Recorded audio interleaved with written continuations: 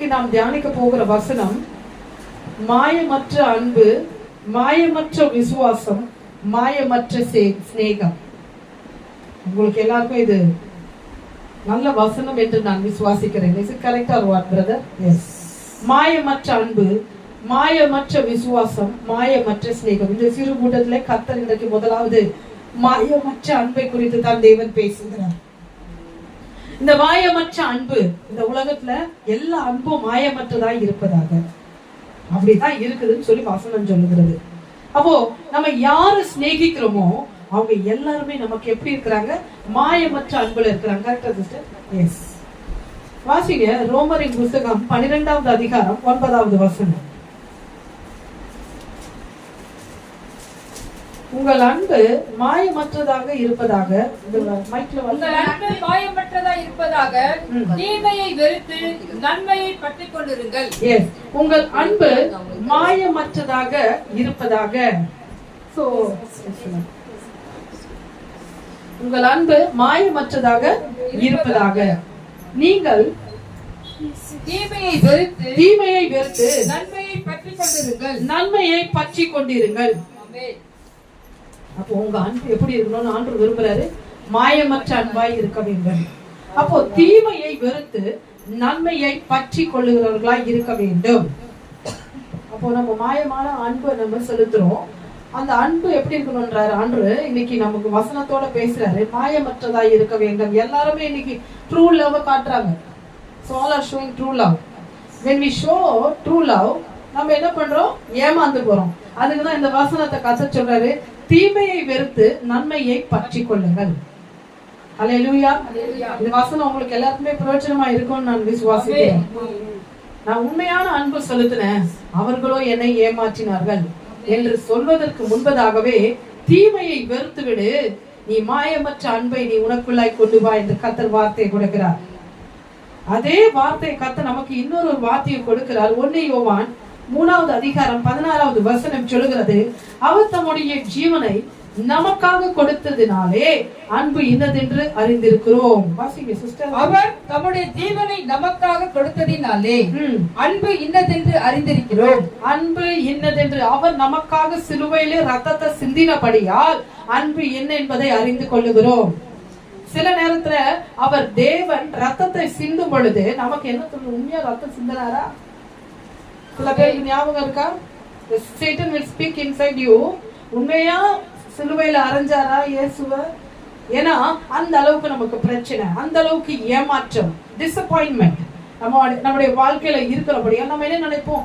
இயேசு உண்மையிலே ரத்தம் சிந்தினாரா? ஏன் இந்த போராட்டம் எனக்கு? ஏன் என்னை ஏமாற்றினார்கள்? உண்மையான அன்பு தானே செலுத்தினேன், இந்த அன்பு எனக்கு இல்லையே, அவர்கள் என்னை ஏமாற்றினார்களே. அதான் ஆண்டவர் சொல்றார், இன்னைக்கு உங்களோட கூட பேசுறார். அவர் தம்முடைய ஜீவனை நமக்காக கொடுத்ததினாலே. So he has given the life for you.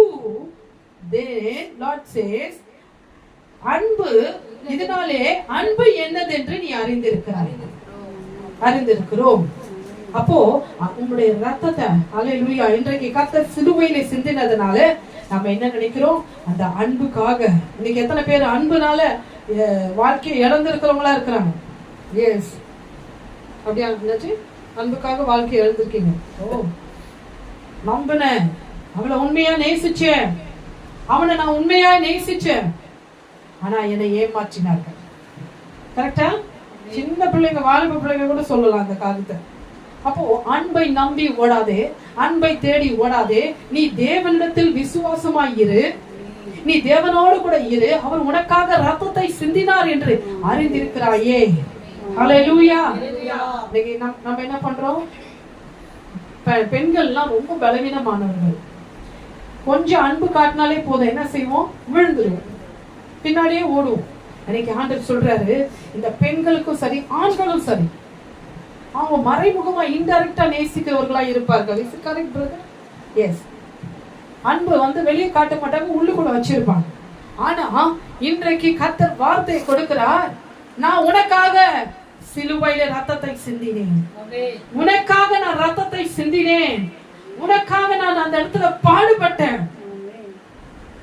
வாயே துறக்கல, ஆனா இன்னைக்கு அந்த பாவத்தை நான் சிலுவையிலே ஏற்றுக்கொண்டேன். நீ அதை அறிந்திருக்கிறாயா?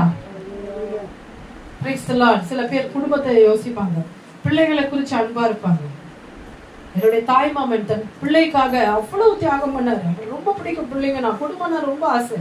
என் தாயாருடைய சகோதரன், எங்க அம்மா சொல்லுவாங்க அடிக்கடி, அந்த என்னுடைய அண்ணனை பாருங்க எப்படி இருக்கிறார், அவர் குடும்பத்திற்காக அவர் உழைக்கிறாங்க, மனைவிக்காக, பிள்ளைகளுக்காக. ஆனா அந்த பிள்ளைகளும் மனைவியும் எனக்கு தெரிஞ்சு அவ்வளவு அன்பு செலுத்தினதை நான் பார்க்கவில்லை. இதுதான் அன்பு. அன்பு பத்தி நான் சொல்லணும்னா இன்னைக்கு மறுபடியும் சொல்றேன், யார் மேலே, அதுதான் முன்னாடியே சொல்ற, உங்கள் அன்பு மாயமற்றதா இருக்க வேண்டும். ஹல்லேலூயா.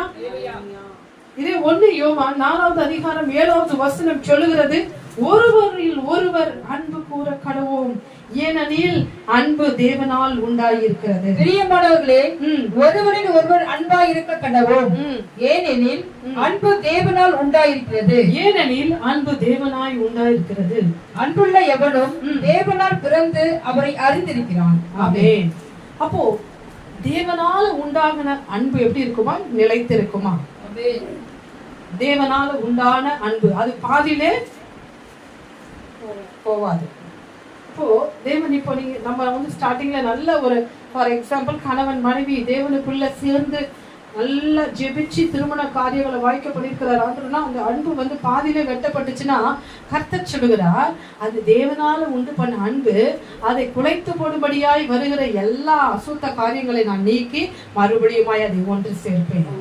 தடை வரும், வாழ்க்கையில பிரச்சனை வரும், ஆனால் அந்த அன்பு கர்த்தர் சொல்லுகிறார் நிலைத்திருக்கும். நாங்க ஒன்னாதான் கல்யாணம் பண்ணுவோம், நல்லா ஜெபிச்சுதான் கல்யாணம் பண்ணுவோம் சிஸ்டர், இன்னைக்கு எங்க லைஃப் இப்படி இருக்குன்னு சொல்லி சில பேர்கள் சொல்லுகிறார்கள். அது அன்பான கணவன் மனைவி ஒருமனமாய் இருந்தையும் ஒருமனப்பட்ட சிந்தை ஒருமனப்பட்டு திருமணம் செய்யறாங்க. ஆனா வாழ்க்கை உடைந்து போனாலும் கர்த்தர் இன்றைக்கு தீர்க்க தரிசனமாய் சொல்லுகிறார், கர்த்தருடைய வார்த்தை பரத்திலிருந்து வருகிறது, அந்த அன்புக்கு நானே உத்தரவாதம், அந்த வாழ்க்கையை நானே கட்டினேன், அது பாதியிலே பிரிந்து போகாது, அதை மீண்டுமாய் ஒன்று சேர்ப்பேன். Praise the Lord. கர்த்தர் கட்டின வாழ்க்கையில எவன் நடுவுல வந்தாலும் சரி, அது கர்த்தருக்கு பிரியமானதல்ல. கர்த்தரே அதை அழித்து போடுவார். கர்த்தரே பொல்லாத ஆவி அனுப்பி அதை துண்டித்து போடுவார். கவலைப்படாதீங்க. இன்னைக்கு கர்த்தர் சொல்றாரு, உங்க வாழ்க்கையில யாரு குறுக்கிட்டாலும் சரி, நீ தேவனுக்கு உண்மையா இருந்து, இந்த வார்த்தை யாருக்கோ போகுது, இது கர்த்தரால் அனுப்பப்பட்ட வார்த்தை. இந்த சாயங்கால வேளையில கர்த்தர் சொல்லுகிறார், இந்த வார்த்தை உனக்குள்ளாய் வருகிறது, நீ மாயமற்ற அன்புக்குள்ளாய் நீ இரு, நீ தேடி ஓடாதே. இது கர்த்தரால் உண்டு பண்ண அன்பு, கர்த்தரால் உண்டு பண்ண வாழ்க்கை, கர்த்தரால் உண்டு பண்ண நம்முடைய காரியம் எதுவா இருந்தாலும் சரி, அது ஒரு நாளும் எதுவாலும் அசைக்க முடியாது. அப்ப தேவனுடைய அன்பு உனக்குள்ளாய் இருக்கும் பொழுது, உன் குடும்பத்துல, உன்னுடைய வீட்டுல உன்னை யாருமே அங்கீகரிக்கலனாலும் பரவாயில்ல, நான் தேவனுக்காய் நான் செய்ய வேண்டிய கடமையை செய்வேன், ஆனால் என் அன்பு கிறிஸ்துவுக்குள்ளாய் இருக்கும் என்று சொல்லும் பொழுது கர்த்தர் உன்னை ஆசீர்வதிப்பார். உன் மேல அன்பு வேணான்னு சொல்லி போனவங்க உன்னை தேடி வருவார்கள். ஹல்லேலூயா. கடந்து போன நாட்களில் நானும் அப்படித்தான், வாலிப நாட்கள்ல எல்லாரையும் பார்த்த பாசமா, இவங்க அன்பா இல்லையே, இவங்க அன்பா இல்லையே, அதனாலதான் இந்த யூனிஃபார்மை கொடுத்து கர்த்தர் நிக்க வச்சேன். அன்பு என்பது நான் மாத்திரம்தான், எந்த மனுஷனும் அல்ல. இன்னைக்கு எல்லாருக்குமே இந்த வார்த்தை உங்களுடைய சிந்தையில கர்த்தர் சம்பட்டியால அடிக்கிறாரு. அன்பு அன்பு அன்பு பாசம், அவன் பேசல இவன் பேசல என்று சொல்லி ஓடாதே.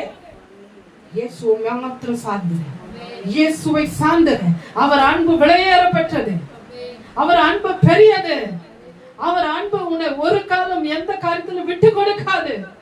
என் மகன் அன்பா இருக்கிறான், என் மகன் எனக்கு உண்மையா இருக்கிறான், என் மகன் நீதிமானா இருக்கிறான், நான் அவனுக்காக எல்லாவற்றையும் செய்வேன், எனக்காக அவன் வைராகியமா நிக்கிறான்.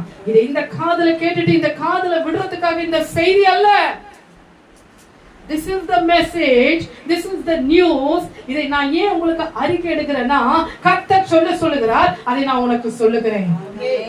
So it is not a prophecy, but Lord says that it is a word, it is a golden word which is coming from the heaven. ஒரு பொன்னான வார்த்தை பரத்திலிருந்து கர்த்தர் உங்களுக்கு கொடுக்கிறார். அன்பை நீ ஏற்றுக்கொள், அவர் அன்பை நீ எடுத்துக்கொள். நான் இயேசுவுக்கு தான் இருப்பேன், இந்த ஊழியம் எனக்கு கொடுக்கப்பட்ட ஊழியம் நான் செய்து முடிப்பேன், இதை தடுப்பவன் யார்? ஒரு ஆமென் சொல்லுங்களேன். இதுல பிரிப்பவன் யார்? கிறிஸ்துவை நம்மை விட்டு பிரிப்பவன் யார் என்று பவுல் சொல்கிறார். நான் கிறிஸ்துடைய அன்புக்குள்ள இருக்கிறேன், கிறிஸ்துக்குள்ள வைராகமா இருக்கிறேன். Right from the year of 2010-11 I started the ministry. அந்த நேரத்துல எனக்கு இயேசு பற்றி தெரிந்து கொண்டு நான் உள்ளே வரும்போது இன்னும் வைராகியமா இருந்தேன். ஆனா வர வர வரதான் ஆண்டவர் எனக்கு கற்றுக் கொடுத்தார். இதுல பார் யார் ஓணம், இதுல பார் யாரு பாம்பு, இதுல பார் யாரு ஏனை, இதுல பார் யாரு புலி என்று சொல்லி வெவ்வேறாய் எனக்கு பிரித்து காட்டினார். கர்த்தர் காட்டி என்னை உருவாக்கி கொண்டு வந்து நிறுத்தினார். இப்பொழுது கர்த்தருக்குள் நான் நிலைத்திருக்கிறேன். இப்பொழுது கர்த்தருக்குள் நான் நிலைத்திருக்கிறேன். விழுந்தாலும் எழுந்திருக்க செய்வார் அவருக்குள்ளாய் இருக்கும் பொழுது. Price the Lord. கர்த்தருடைய நாமத்துக்கு ஸ்தோத்திரம் உண்டாவதாக. இதே போல பல வசனங்கள் அன்பை குறித்து நாம் தியானிக்கலாம். இது என்ன வசனம்னா, மாயமற்ற அன்பு. எப்படி இருக்க வேண்டும்? மாயமற்ற அன்புள்ளவளாய் இருக்க வேண்டும். நான் அன்பா இருப்பேன் என் மனைவி மேல, நான் என் கணவன் மேல அன்பா இருப்பேன், என் பிள்ளைகள் மீது அன்பா இருப்பேன். அதை நான் சமீபத்துலதான் கற்றுக்கொண்டேன். என் பிள்ளைங்க நான் எனக்கு ரொம்ப பாசம், உள்ளுக்குள்ள வைப்பேன், ஆனா வெளியில காட்டிக்க மாட்டேன். ஆனா கர்த்தர் எனக்கு வார்த்தை கொடுக்கிறார். பாசத்தை அப்படி நம்ம ரொம்ப வச்சோம்னா கர்த்தரை பிரிச்சிருவார். அதனால அந்த அன்பு யார்கிட்ட செலுத்தணுமா? ஏசப்பா கிட்ட நீ செலுத்து. இயேசுநாதர் கிட்ட உன் அன்பை செலுத்து. இயேசு உன்னை நேசிக்கிறவர், இயேசு உன்னை காக்கிறவர், இயேசு உன்னை வழி நடத்துகிறவராக இருக்கிறார். இத நீங்க இந்த காதுல வாங்கி இந்த காதுல விட்டுட்டு மறுபடியும் right from the beginning you are starting hallelujah திரும்ப திரும்ப திரும்ப திரும்ப புலம்பினே அழுதிங்கன்னா அது வேஸ்ட். எனக்கு இயேசு வேணும், மத்ததெல்லாம் வரும் தேடி. இயேசு வேணும், இயேசு எனக்கு முக்கியத்துவம் கொடுப்பார், இயேசுக்கு தான் நான் முக்கியத்துவம் கொடுப்பேன், அவரு தான் எனக்கு எல்லாமே என்று சொல்லி நீ இயேசுவுக்கு முன்பதாக உன்னுடைய அன்பை வெளிப்படுத்தும் பொழுது மற்றவர்கள் எல்லாம் உன்னை தேடி வருவார்கள். Praise the Lord. இரண்டாவது, மாயமற்ற விசுவாசம். வாசிங்க 1 தீமோத்தேயு 1வது அதிகாரம் 5வது வசனம். சுத்தமான இருதயத்திலும் நல் மனசாட்சியிலும் மாயமற்ற விசுவாசத்தினாலும் பிறக்கும் அன்பே. அப்போ சுத்தமான இருதயத்திலும் நல் மனசாட்சியிலும் மாயமற்ற விசுவாசம் பிறக்கும் அன்பே. Lord is asking you to be innocent. ஒரு அறியாமையில் இருக்கிற மகளை போல நீ இரு. கள்ளம் கபடமற்றவளாய் நீ இரு. நீ உத்தமனாய் இரு. நீ உண்மை உள்ளவளாய் இரு. வாசிங்க சிஸ்டர். கற்பனையின் பொருள் என்னவெனில், சுத்தமான இருதயத்திலும் நல் மனசாட்சியிலும் மாயமற்ற விசுவாசத்திலும் பிறக்கும் அன்பே. பிறக்கும் அன்பே. யோவான் 3வது அதிகாரம் 16வது வசனம் சொல்லுகிறது, தேவன் தம்முடைய ஒரே பேரான குமாரனை விசுவாசிக்கிறவன் எவனோ நித்திய ஜீவனை அடையும்படிக்கு அவரை தந்தருளி இவ்வளவாய் உலகத்தில் அன்பு கூர்ந்தார். ஆமென். அப்போ தேவனே பிதாவே தன் சொந்த குமாரனை நமக்காக என்ன பண்ணாரு? கொடுத்தார், பலியாய் கொடுத்தார். 2 தீமோத்தேயு 1வது அதிகாரம் 4வது வசனம் சொல்லுகிறது, உன்னில் மாயமற்ற விசுவாசத்தை நினைக்க வேண்டும் என்று கர்த்தர் சொல்கிறார். வாசிங்க சிஸ்டர் அந்த வசனத்தை. 2 தீமோத்தேயு 1:4. உன்னிலுள்ள மாயமற்ற விசுவாசத்தை நினைவு கூறுவதினால் என் முன்னோர்கள் முதற்கொண்டு சுத்த மனசாட்சியோடு ஆராதித்து வரும் தேவனை நான் தோத்தரிக்கிறேன். ஆமென். மாயமற்ற விசுவாசம், மாயமற்ற அன்பு, மாயமற்ற இன்னசென்ட் ஃபெய்த், கள்ளம் கபடம் இல்லாத ஒரு விசுவாசமாய் இருக்க வேண்டும். ஹல்லேலூயா. நம்ம விசுவாசம் எப்படி இருக்கு? நமக்கு செல்ஃபிஷா இருக்கு. நான் எனக்கு தான் வேணும், என் பிள்ளைங்க தான் சாப்பிடணும், என் குடும்பம் தான் வாழணும். அப்படி அல்ல. கர்த்தர் சொல்லுகிறார், நீ இயேசுடைய பிள்ளையா இருக்கும் பொழுது உன் விசுவாசம் எப்படி இருக்கணும்? இந்த ஜனங்களுக்கு எல்லாம் அநேக பெண்களை என்ன பண்றாங்க? சீர்குலைக்கிறாங்க, சீரழிக்கிறாங்க. Praise the Lord. சின்ன குழந்தை, 3 வயசு குழந்தை, 10 வயசு பிள்ளை, 5 வயசு பிள்ளை, பெண் பிள்ளைகளை சீரழிக்கிறார்கள். உடனே சிஸ்டர் ஜான்சி கிட்ட சொல்லி மிஸ்பா கூட்டத்துல நாங்க ஜெபிக்க சொல்லுவோம். பெண் பிள்ளைகளுடைய பாதுகாப்பு. சமீபத்துல அந்த கொல்கத்தால இந்த டாக்டருடைய வாழ்க்கையை சீரழிச்சாங்க. எந்த பெண்ணும் வேலைக்கு போயிட்டு திரும்பி வரதுக்குள்ள ஒரு பயம் ஒரு தாய்மார்க்கு இருக்கு. அப்போ ஆண்டவராக இயேசு கிறிஸ்து நீ மாயமற்ற விசுவாசம் உள்ளவளா இருக்கிறார். நீ அந்த மாயமற்ற விசுவாசம் எதுக்கு பயன்படுத்து? செல்ஃபிஷா உனக்கு மட்டும் பண்ணாத, எல்லாத்துக்கும் ஜெபி. ஹல்லேலூயா. இன்னைக்கு ஒரு ஊழியக்காரர் யாரோ எழுந்துச்சு இது மத்ததுக்கு எல்லாம் போராடினாங்க. ஆனா இந்த பெண் காரியத்துக்காக யாருமே ப்ரொடெஸ்ட் பண்ணல. யாரும் ப்ரொடெஸ்ட் பண்ணல. Protection of women, no one else is there. பெண்களுக்கு பாதுகாப்பே இல்ல. ஒருத்தரும் எழுந்து அதை பத்தி பேசுனத ஒரு காரியமும் நம்ம நியூஸ்லயும் பார்க்கல, வேற எந்த இதுலயும் நம்ம கேள்விப்படலாம். இன்றைக்கு ஒரு வார்த்தை சொல்லி நாம் ஜெபிக்கும் பொழுது எந்த சின்ன குழந்தையால செஞ்ச மிருகத்தனமான ஆவிகள் இந்த பூமியில இராதபடி. இந்த ஃபாரின்லாம் இப்ப ரொம்ப நல்லா ஆயிடுச்சு. இந்த மாதிரி காரியம் நம்ம கேள்விப்படுறதே இல்ல. India is very worst. தப்பு இந்த காரியம். நான் ஏன் இதை சொல்ல வரேன்னா, நம்ம விசுவாசம் எப்படி இருக்கணும்? எல்லாருக்கும் ஜெபிக்கிறவர்களா இருக்க வேண்டும். ஐயோ இந்த பொண்ணு தவறி போறாளே, இவளை நாம் கொண்டு வர வேண்டும். இந்த சகோதரன் தவறி போறாரு, இவரை அரவணைக்க வேண்டும் என்று சொல்லி நாம் ஜெபிக்கும் பொழுது அந்த விசுவாசத்தினாலே கர்த்தர் என்ன செய்யறாரு? காரியங்களை வாய்க்க பண்ணுகிறாரு. காரியங்களை வாய்க்க பண்ணுகிறவராய் இருக்கிறார். ஹல்லேலூயா.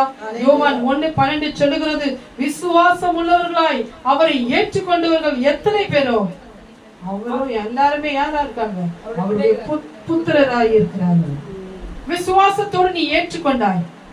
அப்போ உன் விசுவாசம் எப்படி இருக்க வேண்டும்? மாயமற்ற விசுவாசமாய் இருக்க வேண்டும். மாசற்ற விசுவாசமாய் இருக்க வேண்டும். கள்ளம் கபடமற்ற விசுவாசமாய் இருக்க வேண்டும். நீ கேட்கிற எல்லா காரியத்தையும் நான் உனக்கு தருவேன். ஹல்லேலூயா. இந்த இடத்துல கொஞ்சம் பேர் இருந்தாலும் சரி, இந்த இடத்துல உங்களுடைய விசுவாசத்தை கர்த்தர் இன்னும் துளிர்க்க செய்வார். ஆண்டவரே, இன்னைக்கு நான் ஒண்ணு இல்லாம இருக்கேன். வருகிற செப்டம்பர் மாதத்துல என்னுடைய வாழ்க்கையில என்னென்ன தேவைகள் பெரிதாய் காணப்படுகிறதோ அதை மலை போல இருக்கிறதை கர்த்தர் உடைத்து தவிடுபடியாக்க போகிறார். எந்தெந்த காரியம் எனக்கு வாய்க்காமல் நின்று கொண்டிருக்கிறதோ அதை நான் விசுவாசத்தோட அறிக்கை எடுக்கிறேன். இந்த நேரத்துல அதை உடைவதாக. எந்தெந்த காரியங்கள் என்னுடைய வாழ்க்கையில இருதயத்திலே கவலையோடு நான் பயந்து கொண்டிருக்கிறேனோ அதை கர்த்தர் இந்த வேளையில உடைப்பாராக. இது மாயமற்ற விசுவாசம். ஏசப்பா, நான் வெளிரங்கத்துக்காக விசுவாசத்தோட பேசல, என்னுடைய இருதயத்தின் ஆழத்துல இருந்து நான் சொல்லுகிறேன், என் மாயமற்ற விசுவாசம் என்னை ரட்சிக்கட்டும். ஹல்லேலூயா. Price the Lord. சில பேர் பக்கத்துல பைபிள் தலைமாட்டுல வச்சு படுப்பாங்க. ஏன்னா அந்த வாசனத்தினால எந்த பிசாசு பக்கத்துல வராது. கரெக்டா?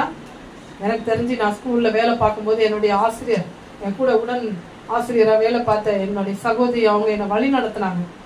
அப்போ அவங்க சொல்லுவாங்க, கிழிஞ்சு போன பைபிள் பேப்பர்ஸ் எங்கன்னா இருந்தால் அது எல்லாத்தையும் எடுத்து என்ன பண்ணுவாங்க, ப்ளவுஸ்குள்ளே வச்சுருவாங்க. அது என்ன பண்ணுவாங்க, சில நேரத்தில் அந்த பேப்பரை நான் என்ன பண்ணுவேன், எங்கள் வீட்லேயும் சில பைபிள் பழைய காலத்து பைபிள்லாம் இருக்கும். அது கீழே விடும் பொழுது அந்த பேப்பரை எடுத்து என்ன பண்ணுவேன், என்னுடைய மகன் ஸ்கூலுக்கு போகும்போது பாக்கெட்டில் உள்ள வச்சு அனுப்புவேன்.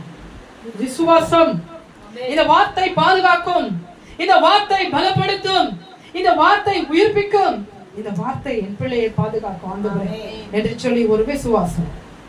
எனக்கு கர்த்தர் சொல்றாரு, இந்த ஜெப வேளையில தேவனுடைய வார்த்தை வருகிறது, நீ மாயமற்ற விசுவாசத்தோட இரு, நீ கேட்கிற எல்லா காரியத்தையும் நான் தருவேன் என்று கர்த்தர் சொல்லுகிறார். ஹல்லேலூயா. என் புத்திரராய் உன்னை ஏற்றுக்கொள்வேன். எபிரேயர் 11வது அதிகாரம் 1-33 நீங்க வாசிச்சு பாத்தீங்கன்னா அதுல விசுவாசத்தின் பட்டியலை குறித்து தேவன் பேசுகிறார். I see the faith, the list of faith in that particular chapter. நீங்க வீடு போய் வாசிங்க. அதுல பாத்தீங்கன்னா பட்டியல் லிஸ்ட் இருக்கும். விசுவாசம் எப்படி இருக்கணும்? விசுவாசத்தின் தகப்பன் யார் வேதத்துல? ஆபிரகாம். ஆபிரகாம் விசுவாசிச்சான், அவன் காரியங்கள் எல்லாவற்றையும் கர்த்தர் வாய்க்க பண்ணினார். ஆமென். இன்னைக்கு நீங்க விசுவாசமா இருங்க. இந்த ஜெபத்துக்கு வந்திருக்கிற உங்களை கர்த்தர் ஆசீர்வதிப்பார், இன்னும் மேன்மேலும் வளர செய்வார். ஒரு பெரிய பிரேக் த்ரூவை கர்த்தர் கட்டளையிட போகிறார். கர்த்தருடைய தூதனானவன் இந்த இடத்துல இறங்கி வந்திருக்கிறார். தேவனுடைய வல்லமை இந்த இடத்துல இறங்குகிறது.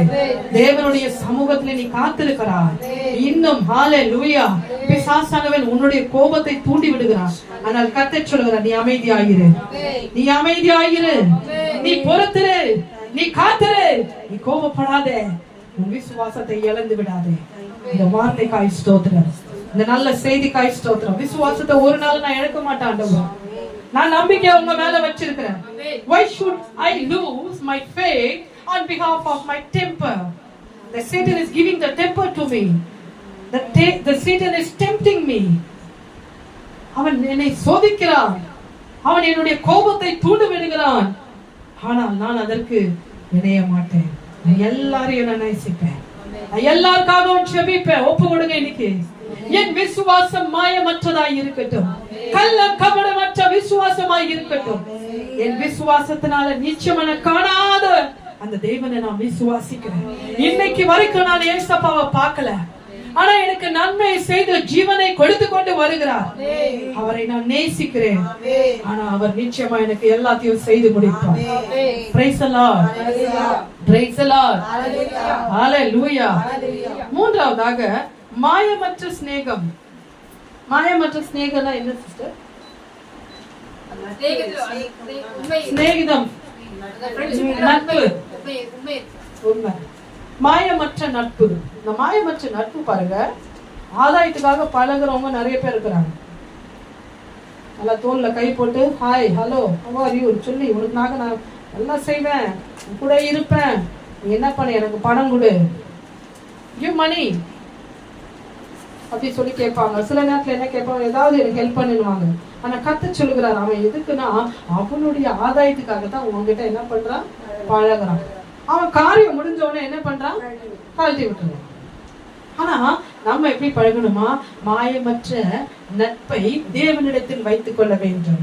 You must have an innocent friendship with God.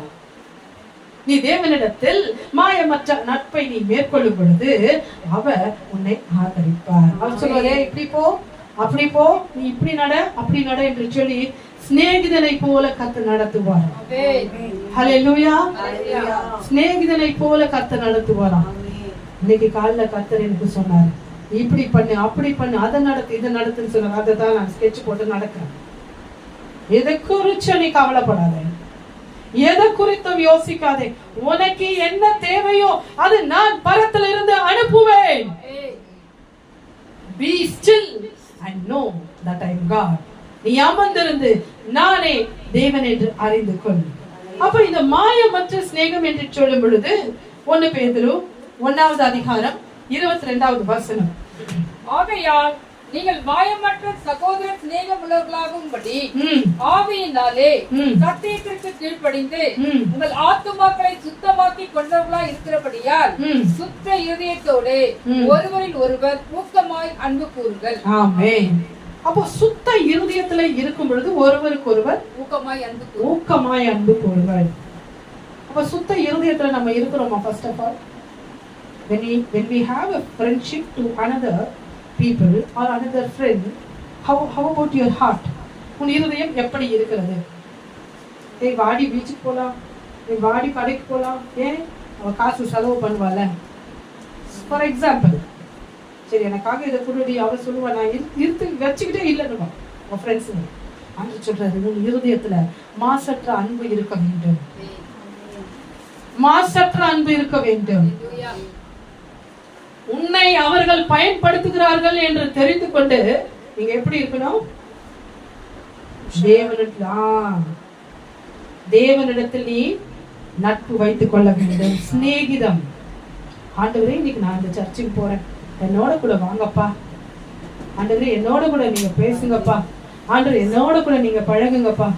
ஆண்டவர், என்னோட கூட இடைப்படுங்கப்பா என்று சொல்லி நீ ஜெபித்து வர வேண்டும். எத்தனை பேர் இன்னைக்கு ஜெபிச்சிங்க? ஆமென். ஜெபிச்சவங்க கை தூக்குங்க.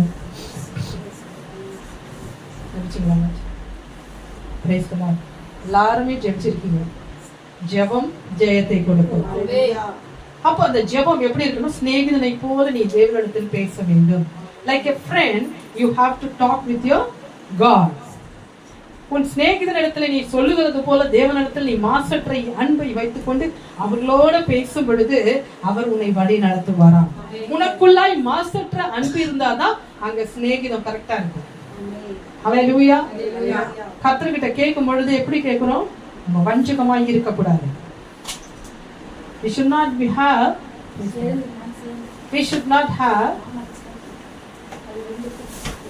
not deceive, have the spirit of deceive love, deceiveness love. ஒரு ஏமாற்றுகிற அன்புக்குள்ள நாம் இருக்கக்கூடாது.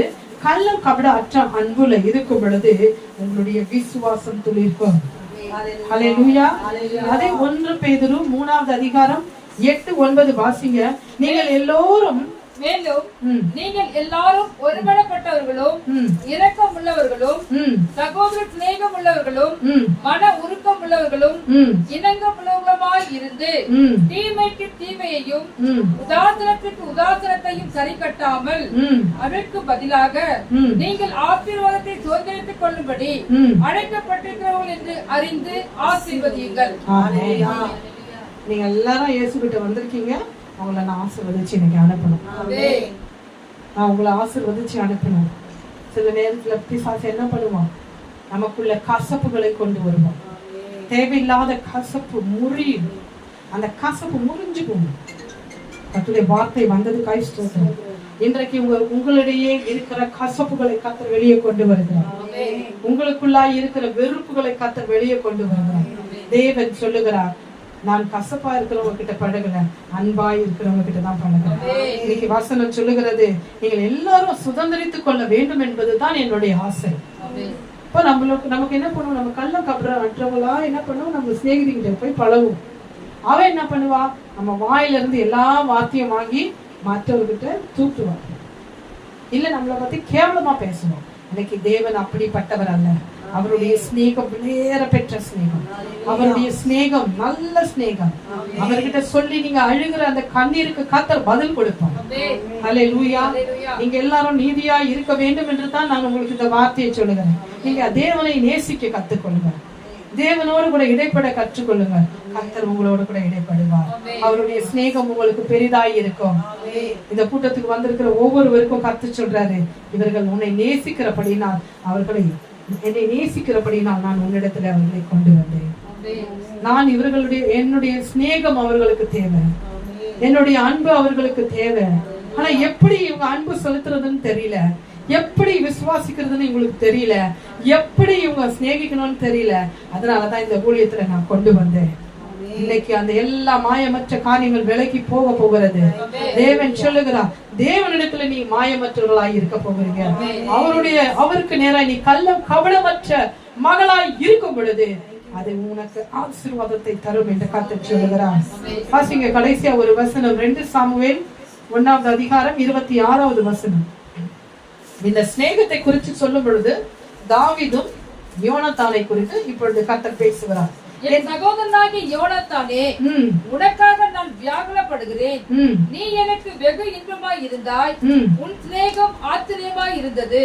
ஸ்திரீகளின் சிநேகத்தை பார்க்கிலும் அதிகமாய் இருந்தது. ஹல்லேலூயா. என்ன சூப்பர் பாருங்க. லேடிஸ் உடைய ஃப்ரெண்ட்ஷிப்பை காட்டிலும் அந்த ஸ்நேகம் அவ்வளவு அருமையா இருந்துதான். யார் சொல்றா? தாவீது சொல்றாரு. தாவீதோட சிநேகிதன் யார் இங்க? யோனத்தான். யோனத்தான் சவுலுடைய மகன். ஆனா 2 பேரும் திக் ஃப்ரெண்ட்ஸ். அந்த ஃப்ரெண்ட்ஷிப் யாராலையும் சொல்ல முடியாத அளவுக்கு ஒரு ஃப்ரெண்ட்ஷிப்.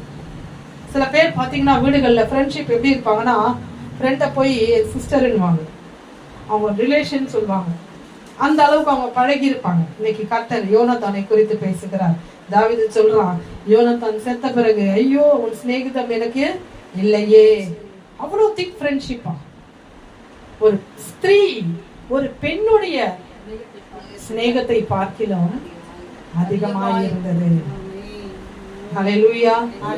இன்னைக்கு நமக்கு மேல இருக்கிற இயேசுடைய சிநேகம் எப்படி இருக்க வேண்டும்? ஏசப்பா, இந்த நிமிஷம் நான் ஏற்றுக்கொள்ளுகிறேன். இன்னைக்கு இந்த இடத்தை விட்டு வெளியே போனோடனே உங்க சிநேகம் எங்க போவோம்? கரெக்ட். ஆமா, ஏசப்பா நீங்க இருந்து போனோடனே போகுமா? போகாது. நீங்க இருக்கிற வரைக்கும் தான் தலையாட்டுவேன். வெளியில போய் உலகத்தோட நீ கலக்கும் பொழுது உன் சிநேகம் எங்க போகும்? உன் ஃப்ரெண்ட்ஷிப்புக்கு போவோம், உங்க அப்பா மேல போவோம், உன்னுடைய கணவன் மேல போவோம், மனைவி மேல போவோம். அவ்வளவுதான். That's all. கர்த்தர் சொல்றாரு, அந்த சிநேகத்துல இருந்து வெளியே வா. நீ என் மேல நீ ஃப்ரெண்ட்ஷிப் வை, எனக்கு நேராகி திரும்பு. நீ மாயமற்றவனாய் எனக்கு நேராய் திரும்பு. தாவீது சொன்னது போல மாயமற்ற அன்பு ஸ்திரீகளை காட்டிலும் அன்பு மேலானதா இருந்தது. இன்னைக்கு எத்தனை பேர் இன்னைக்கு இதை ஒப்பு கொடுக்க போறீங்க? ஏசப்பா, என் ஃப்ரெண்ட்ஷிப்பை உனக்கு நேரா நான் திருப்புறேன். என் லவ் உனக்கு நேரா திருப்புறேன், என்னுடைய விசுவாசத்தை உனக்கு நேரா திருப்புறேன். ஒரு மனத்தோட நீங்க போங்க இந்த இடத்தை விட்டு. அடுத்த வாரம் வந்து சாட்சி சொல்லுங்க. Next week you will come and testify. நான் எந்த மனுஷனையும் தேடி போல இயேசுவை தேடி வந்தேன், எனக்கு அற்புதத்தை கர்த்தர் செய்தார். யாரோ ஒருவர் செப்டம்பர் மாதத்துக்காக ஆனா அதிசயம் நடக்குமா, அற்புதம் நடக்குமா என்று நீ காத்து கொண்டிருக்கிறாய். And Lord says, I will bring the cloud, I will bring forth the cloud from the heaven, and that will open and give a rain to you. Receive the anointing. Receive the anointing. சீதரபு சக்தரை கல மஸ்தர. அடுத்த மாதத்துக்கு எனக்கு என்ன நடக்கும்? கர்த்தர் சொல்றார், நீ மாயமற்ற சிநேகத்துக்குள்ளாய் வா, நீ மாயமற்ற விசுவாசத்துக்குள்ளாய் வா, நீ மாயமற்ற அன்புக்குள்ளாய் வா. என்னுடைய அன்பு, என் சிநேகம், என் விசுவாசம் உனக்கு எல்லாமே தரும் என்று கர்த்தர் சொல்றார். இந்த உலகத்துல கொஞ்ச நாள் தான் நம்ம இருப்போம், எல்லாரையும் விட்டு நம்ம போக போறோம். ஒருத்தருக்கு ஒருத்தர் யாருன்றதே தெரியாது. நம்ம பரலோகத்துக்கு போனா யாரு அம்மா அப்பா கூட தெரியாது. ஆனா இயேசு சுவாமி சொல்றாரு, நிலைத்து நிற்கிற நான் தான் உனக்கு எப்பொழுதுமே இருப்பேன். என்னுடைய நித்திய ஹalleluya, என்னுடனே நித்தியமாய் நீ வாழ ஆயத்தப்படு. அற்ப சொற்ப காரியத்துக்கு நீ ஏங்காதே, பணத்தை தேடி போகாதே, பிள்ளைகளை தேடி போகாதே, மனைவி கணவனை தேடி போகாதே. உன்னுடைய சிநேகம் எப்படி இருக்க வேண்டும்? ஒரு வேலையை கூட நம்ம நம்ப கூடாது, இயேசுவை நம்ப. வேலையை கூட நம்பாது. இந்த வேலை என்னை காப்பாத்தும், இந்த பணம் என்னை காப்பாத்தும், இந்த பதவி என்னை காப்பாத்தும், இந்த நகை நட்டு என்னை காப்பாற்றும், என் சொந்த பந்தங்கள் என்னை காப்பாற்றுவார்கள், என் பிள்ளைகள் என்னை காப்பாற்றுவார்கள், என் கணவன் என்னை காப்பாற்றுவான். யாருமே இல்லை, இயேசு ஒருவர் தான் உன்னை காப்பாற்றுவார். எல்லா இடத்துலயும் நீங்க கேள்விப்பட்டிருப்பீங்க.